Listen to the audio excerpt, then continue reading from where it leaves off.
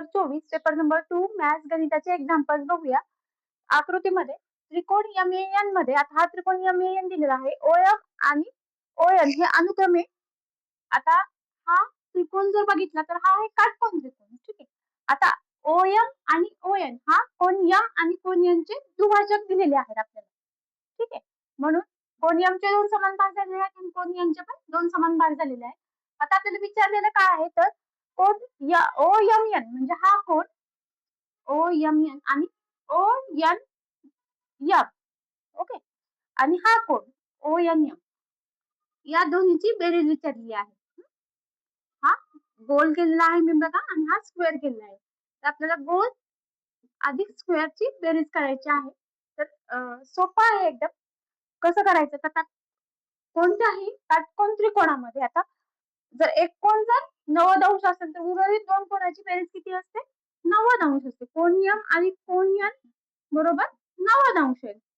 कारण कोण M A कोण एम अधिक कोण एम अधिक एन अधिक कोण ए म्हणजे तिन्ही कोणाच्या मापाची बेरीज त्रिकोणामध्ये किती असते 180 होऊ शकते. ठीक आहे.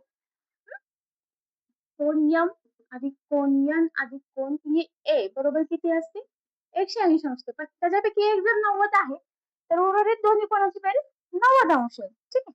मग आता हा जो कोण आहे कोण O M N O M N हा कोण एम च्या अर्धा आहे. ठीक आहे.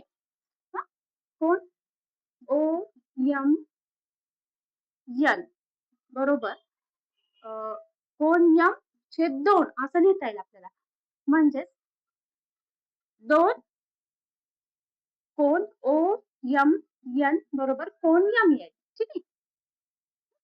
2 कोण ओ एम एन इथं लिहूया आपण एम च्या ऐवजी हे लिहूया अधिक. आता कोण एनचं पण असं असतं. कोण एन कसं आहे कोण ओ एन कोण ओ एन एम बरोबर कोण एन छेद 2 आहे. ठीक आहे. तर त्याला आपण गुणिले 2 करूया. 2 कोण ओ एन एम बरोबर कोण एन आहे. ठीक आहे. इथं 2 मग आपण कोण ओ एन एम आहे. ओ एन एम बरोबर किती आहे 90 अंश आहे. ठीक आहे. हे 2 कॉमन काढूया आपण यांच्यामधलं. ठीक आहे.